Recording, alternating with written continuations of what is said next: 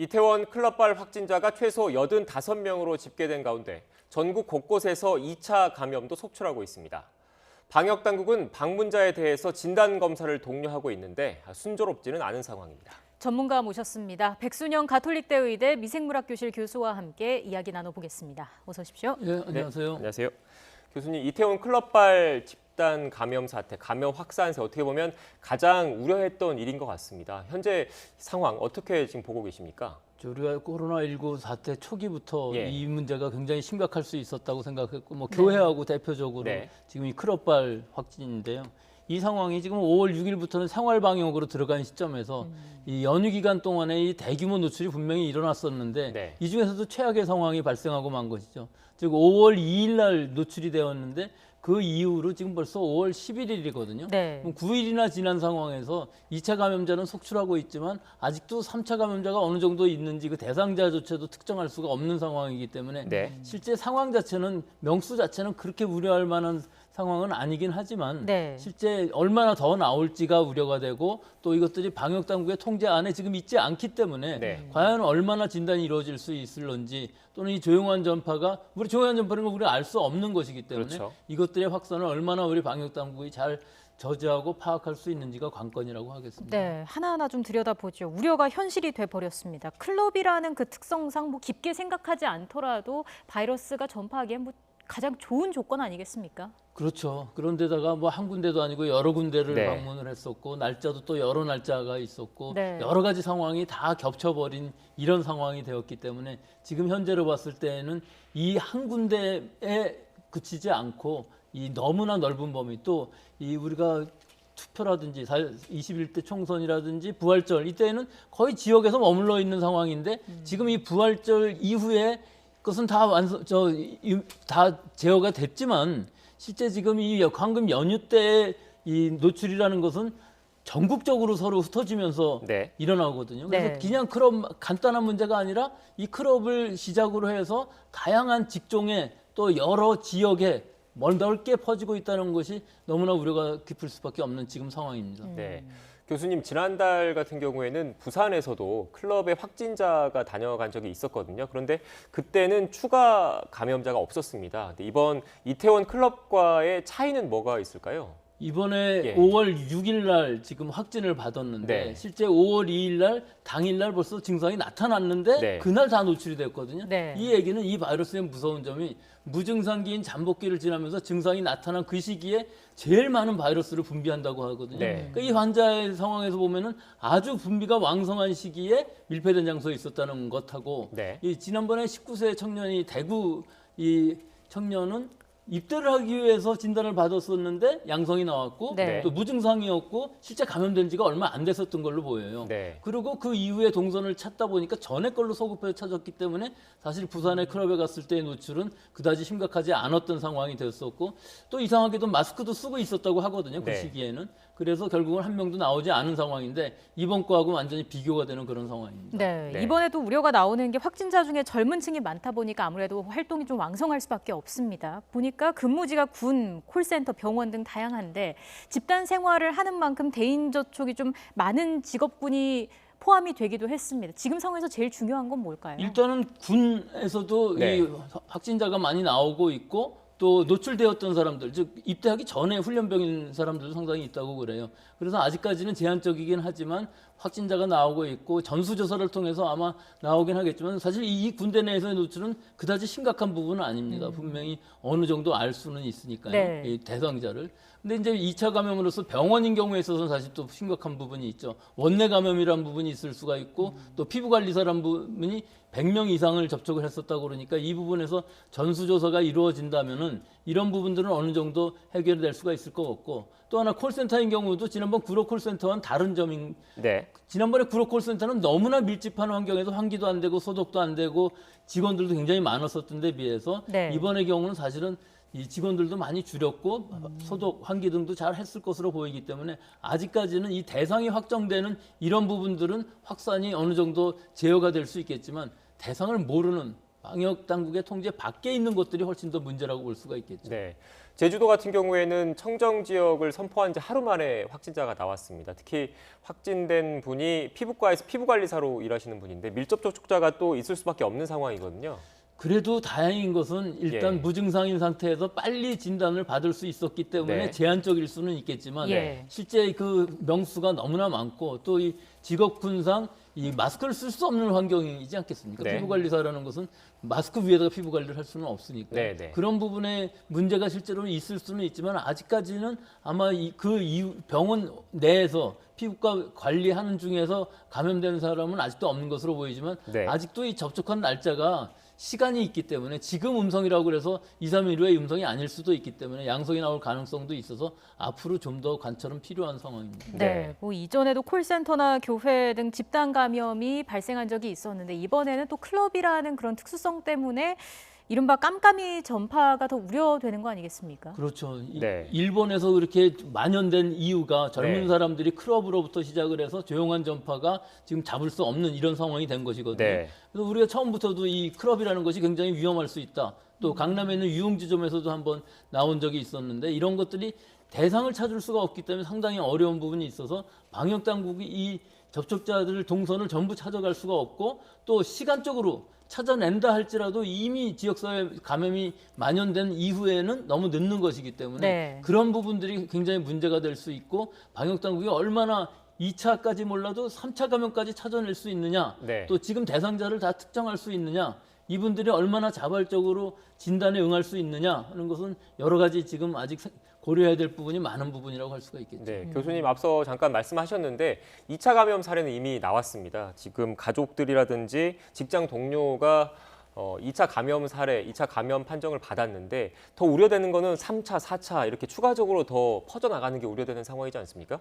우선 2차 감염자의 대상도 다 모르지 않습니까? 그렇죠. 네. 거기다가 이제 3차 감염까지 가려고 하면 2차 감염자의 동선을 다 찾아가야 되기 네. 때문에 일단 GPS라든지 뭐 카드라든지 네. 모든 CCTV 하다못해 블랙박스까지도 다 동원을 해갖고서 네. 최단시간에 찾아내야만 대상을 특정할 수가 있고 네. 아직까지 3차 감염까지는 보이지가 않지만 네. 언젠가는 3차 감염이 나오는 것은 확연한 일이고 이것들을 얼마나 또 3차 감염 찾아내면서 또 그 이후에 4차 뭐 동선을 전부 찾아야 되는 상황이기 때문에 네. 또 한 가지는 신천지와 다르게 우리는 명단도 갖고 있지 않은 이 상황에서 그렇죠. 과연 얼마나 이 제어가 가능할지 굉장히 어렵긴 합니다만은 네. 사실은 숫자상으로만 보면은 그다지 큰 숫자는 아니거든요. 네. 예. 계속 찾아간다 그러면은 언젠간 다 찾아낼 수 있을 것이고 네. 또 무증상 감염이 어느 정도 남는다 할지라도 우리 이 방역 당국의 통제 안에 있을 수 있다 그러면은 가능하니 방역이라는 것이 그 정도 100%는 할 수 없기 때문에 90% 이상만 찾아간다 할지라도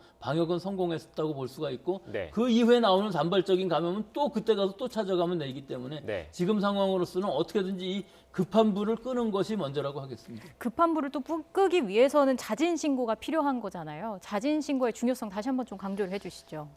이 자기가 신고를 한다는 의미는 내가 네. 어떤 증상이 나타나야 신고를 할 텐데 지금 이 상황은 증상이 없는 사람들이 대부분이지 않겠습니까? 시간으로 봐서도 그렇고 결국은 2차 감염이 일어났을 때 그분의 또 동선에 있는 사람들 여러 사람들을 다 위해서는 본인이 증상이 있든 없든 일단 신고하고 진단을 먼저 받아봄으로써 일단 지금 진단을 받으면 음성으로 나오면은 자기는 감염이 안 됐다고 볼 수는 있는 것이거든요. 네. 시간적으로 봤을 때 그러면은 자기 가족이라든지 친지들 모든 사람들 또 전체 사회를 위해서도 이것이 중요한 일이기 때문에 또 매너라고도 할 수 있는 것이죠. 자기 신분이 노출되지 않고 무료로 받을 수 있다 하니까 이 시기에 즉 4월 말부터 5월 5일 사이에 이태원의 모든 유흥업소를 방문했던 분들은 다 진단검사를 한번 받아볼 필요가 있는 것이 네. 지금 현실이고 그것이 잘 돼야만 되고 만약에 지금 정부 방역당국에서 얘기하고 지자체에서 얘기하는 것들은 그것은 다 공짜로 그렇게 해주겠지만 만약에 안 했을 경우에는 벌칙도 내리겠다 하는 것이거든요. 네. 네. 두 가지를 다 생각을 하셔서 본인들이 빨리 진단검사를 받는 것이 좋다고 생각을 합니다. 네, 자신의 안전과 우리 사회, 우리 공동체의 안전을 위해서 자진 신고가 필요해 보입니다.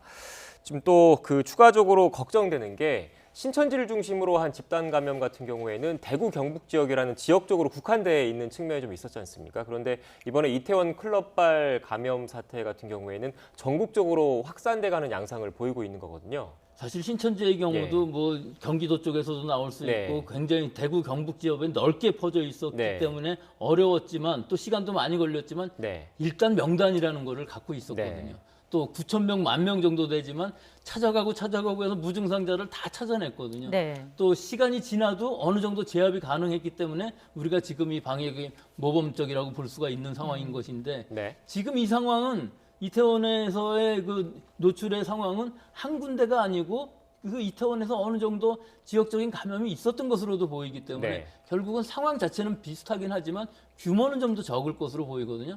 근데 문제는 우리가 그 명단 같은 것들을 하나도 가지고 있지 않고 이 방명록에 써 있는 정보라는 것도 뭐 거의 대부분이 거짓말일 경우가 많이 있어서 실제로는 수사력이 동원되고 본인들의 자발적인 진단에 의하지 않고서는 이것이 제압되기 굉장히 어려운 아주 좀 애매한 상황이 되기는 했습니다. 명단과 연락처가 제대로 없다 보니까 경찰이 지금 주변에 뭐 신용카드 내역이라든지 통신 내역이라든지 이런 걸 좀 수사하고 있는, 어떻게 보면 사실상 수사 단계인 거죠. 이렇게 하는 것도 그런 이유 때문이겠죠. 그렇죠. 수사하고 뭐 어느 정도는 개인정보가 노출될 수도 없는 부분인데 어려웠던 부분이 아마 이 클럽 안이라는 것은 CCTV가 있었다 하더라도 너무 어두워서 사실은 식별할 수가 없을 것으로 보이고요.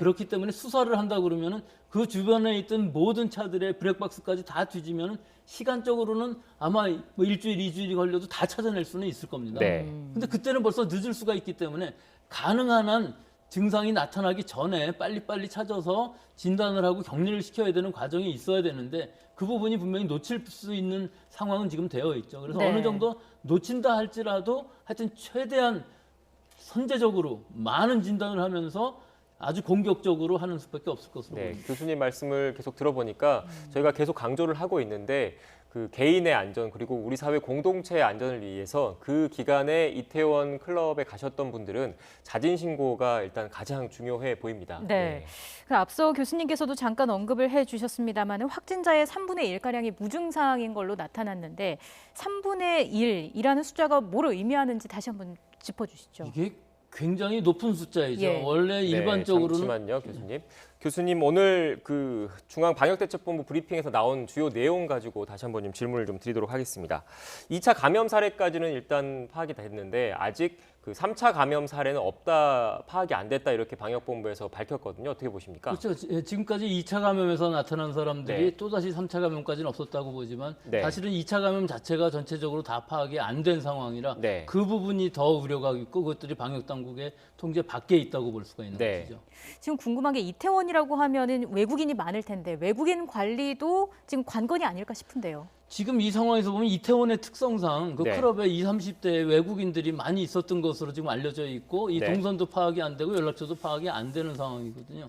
또 한 발자국 더 나가 본다면은 혹시라도 불법 체류자가 있었다고 하면은 그분들을 아마 신고하고 진단받기도 어려운 상황이 분명히 있었을 것이에요. 그래서 이 부분은 사실은 언어상의 문제도 있기 때문에 그분들이 알아들을 수 있는 언어로도 통지를 해서 여러 가지로 자발적으로 진단을 받을 수 있게끔 하고 또 수사에 의해서도 이 동선을 잘 추적을 해서 빨리 파악하는 것이 중요할 것 같습니다. 이태원의 특성상 내국인 외에 혹시라도 갔을지 모를 외국인에 대한 추적 관리가 필요하다는 말씀이신 걸로 보입니다. 그리고 오늘 또 나온 내용 중에서 평균 잠복기를 고려하면 지난 7일부터 13일 사이에 발병이 많을 것으로 추정된다. 어떤 내용입니까? 그게 지금 노출 시기가 4월 말부터 5월 6일까지로 보고 있기 때문에 최대한의 잠복기는 14일이지만 보통 한 일주일 정도까지 많은 발병이 일어나고 있기 때문에 이것들을 사실은 평균 잠복기라고 볼 수는 있거든요. 7일 이후에 나타나는 사람들이 그다지 많지 않기 때문에 이번 13일까지 보면 6일 날까지 노출이 됐다 할지라도 13일까지가 아마 최대로 많이 나올 것이고 그 이후에는 나온다 할지라도 소수가 증상으로 나타나고 양성으로 될 것으로 보입니다. 지금 역학조사가 진행 중에 있는데 그 연휴 때 발생한 7명 관련해서도 역학조사가 진행 중인 거죠? 그렇죠. 지금 이 이태원발 이분들도 물론 연휴 때 노출이 된 것이지만 그 이외에도 4.1% 7명 정도가 역학조사 중이라고 그러니까요. 이 부분들도 감염원이 어떻게 확실한 것이 아니고 분명히 감염원 불명인 환자일 경우가 대부분이기 때문에 네. 이 부분의 동선 또는 파급력도 아직은 지금 모르는 상황일 것 같습니다. 네, 문제는 이번에 그 확진되신 분들 중에 무증상 감염자가 상당하지 않습니까? 그래서 언제 노출이 됐는지 추가 조사도 좀 필요해 보이는데 어떻게 보십니까? 그렇죠. 이 네. 노출이 된 상황이 2일부터 6일 이 사이가 제일 많은 것 같고 또 그 전으로 가서 네. 4월 말부터도 이태원에서 어느 정도 환자가 무증상 환자가 있었던 것으로 보이기 때문에 네. 이 부분의 추가 조사뿐만 아니라 이 시기에 노출이 의심되는 즉 자기가 그 동선에 겹치는 분들은 전부 자기 자신이 자가격리 수준을 유지를 해야만 되겠고 네. 또 그것이 어렵다 그러면 자가격리 2주일보다 우선해서 진단검사를 먼저 받아보는 것이 지금으로서는 좋을 것으로 보입니다. 네. 네.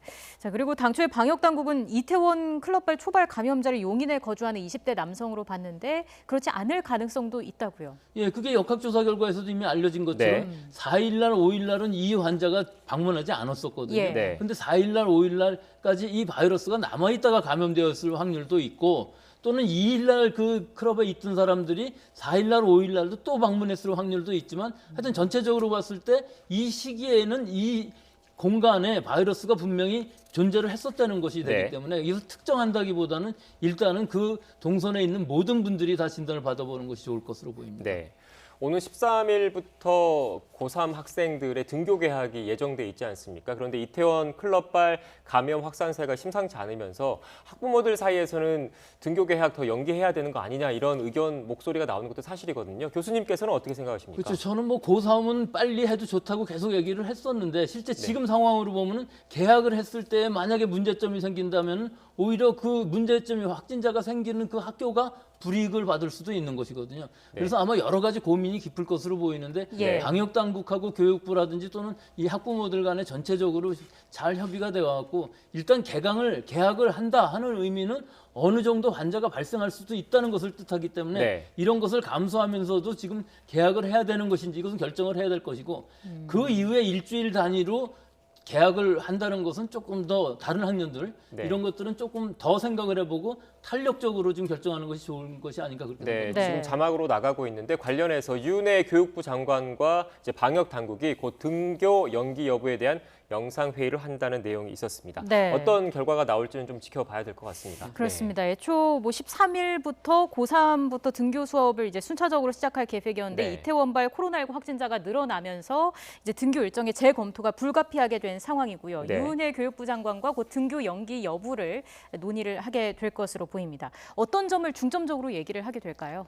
일단은 계약을 할 수 있느냐 네. 또 만약에 학생들 사이에서 특히 고3 학생들이 전체적으로 전국적으로 계약을 했을 때 위험도가 어느 정도 되느냐를 지금 판단을 하겠죠. 지금 상황으로 네. 보면 그 기다릴 수는 없는 거 아니겠습니까? 네. 13일 날 계약을 하기 때문에 적어도 오늘 결정을 해야 되기 때문에 지금의 위험도만을 갖고 봤을 때 과연 이 한 건으로 고3 계약을 할 수가 있느냐 하는 것이 중점적으로 논의가 되겠죠. 네, 교수님 그리고 마지막으로요.